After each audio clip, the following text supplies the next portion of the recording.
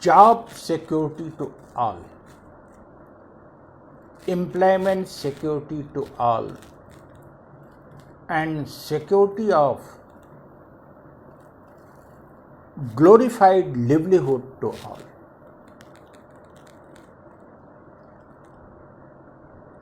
बच्चे को प्यार दिया, बच्चे को सामाजिक आर्थिक सुरक्षा दिया, बच्चे को मूल्य आधारित शिक्षा दिया। अब बारी है कि बच्चे को रोजगार और मर्यादित जीवन जीने की सुरक्षा हो।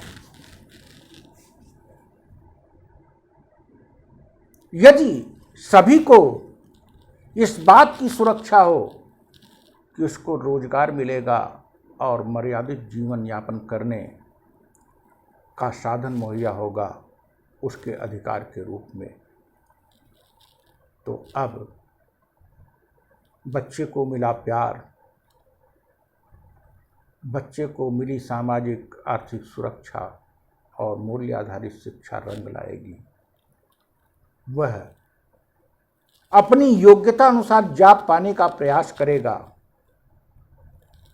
लेकिन अपनी मर्यादा के प्रति चिंतित नहीं रहेगा, अपने जीवनोपयोगी वस्तुओं के प्रति चिंतित नहीं रहेगा।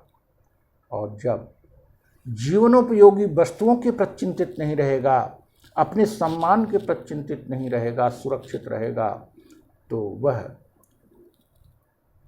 अपनी योग्यता के बल पर जो भी पाएगा उस कार्य को करेगा और संतुष्ट रहेगा। वह असामाजिक, भ्रष्ट, हिंसक, बेईमान कदापि नहीं।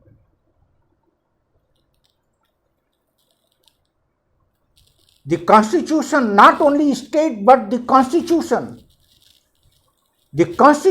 of India should assure not only as a right but as fundamental right,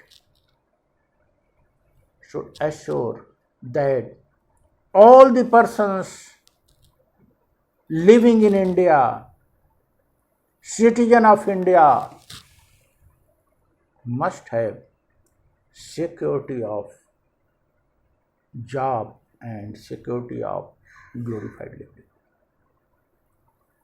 संविधान द्वारा एक अधिकार के रूप में नहीं, अपितु मौलिक अधिकार के रूप में यह सुनिश्चित किया जाना चाहिए कि भारत के प्रत्येक नागरिक को, भारत में रहने वाले प्रत्येक व्यक्ति को जॉब मिलेगा, कार्य मिलेगा और समुचित जीवन निर्वाह का साधन मिलेगा, इसकी सुरक्षा होगी।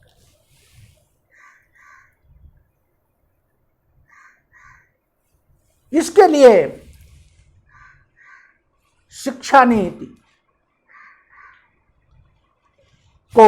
के दो आयाम बनाने होंगे। एक रोजगार ओरिएंटेड, एक सृजन ओरिएंटेड।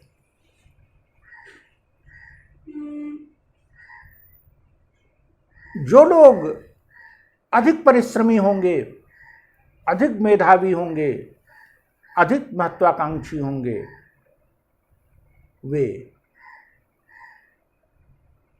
क्रिएटिव ग्रुप के लिए कार्य करें और क्रिएटिव ग्रुप के लिए शिक्षा प्राप्त करें, क्योंकि उन्हें नवोन्वेषण करना है, उन्हें एक बड़ा वैज्ञानिक बनना है, अर्थशास्त्री बनना है, समाजशास्त्री बनना है, उन्हें स्टेट्समैन बनना है, उन्हें पॉलिटिशियन बनना है, उन्हें एजुकेशनिस्ट बनना है, उन्हें समाज का मार्गदर्शन करना है। और दूसरे वर्ग के लोगों में यह बात होनी चाहिए कि हम कम पढ़ पाते हैं या ज़्यादा पढ़ पाते हैं, इससे हमारे जीवन यापन पर असर नहीं पड़ेगा,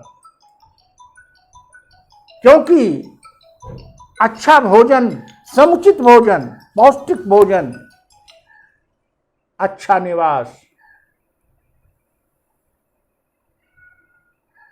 समानता पर आधारित न्याय व्यवस्था, सामाजिक सुरक्षा और सम्मान के वे हकदार हैं, वो उन्हें मिलेगा ही। अब यह दो वर्ग जो बनेगा, इन दो वर्गों में भी अनेक वर्ग बनेंगे। That will be based on aptitude of the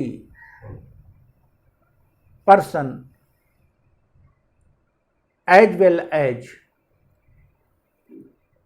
ambition and desire of the person as well as need of the country. कौन किस जॉब में जाए, किसको कौन कार्य दिया जाए, इसमें उसकी योग्यता, उसकी महत्वाकांक्षा, उसकी अपनी च्वाइस पहली शर्त होगी। दूसरी बात होगी जिसका भी ध्यान रखा जाएगा, वह किस कार्य में निपुण होगा, उसका एप्टीट्यूड क्या है, वह किस प्रवृत्ति का है। और तीसरी बात कि देश की आवश्यकता क्या है। I think under these three, first should be given 50%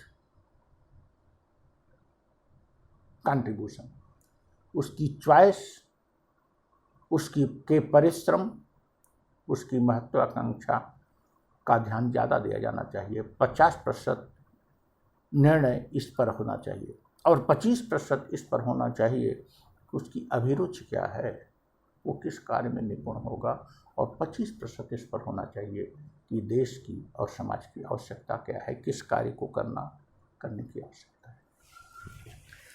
इस प्रकार से शिक्षा नीति को रोजगार नीति, श्रम नीति के साथ जोड़ना होगा, और शिक्षा नीति को नैतिकता और मूल्यों के साथ पहले जोड़ा जा चुका है।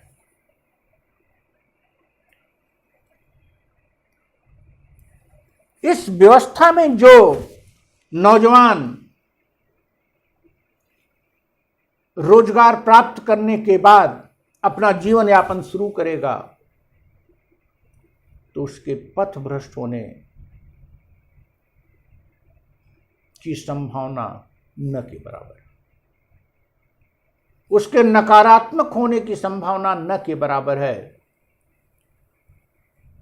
और अगर ऐसा है तो उसका थोड़ा योगदान या ज़्यादा योगदान सकारात्मक दिशा में होगा, राष्ट्र निर्माण में होगा।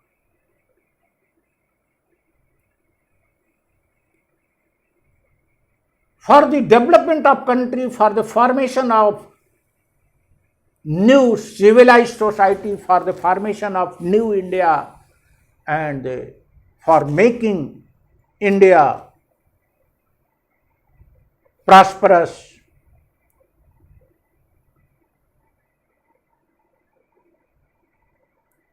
happy, and guide of the whole world, we need security of job, security of glorified life to everyone.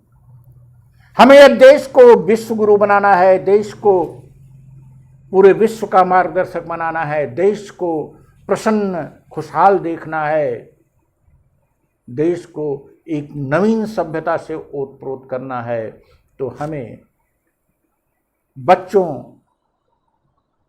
के समुचित पालन पोषण के बाद उनकी युवा अवस्था आते ही उन्हें इस बात का भरोसा देना होगा, इस बात का मौलिक अधिकार देना होगा कि उन्हें एक मर्यादित जीवन यापन करने के साधन सुलभ होंगे और उन्हें किसी भी स्थिति में रोजगार प्राप्त होंगे।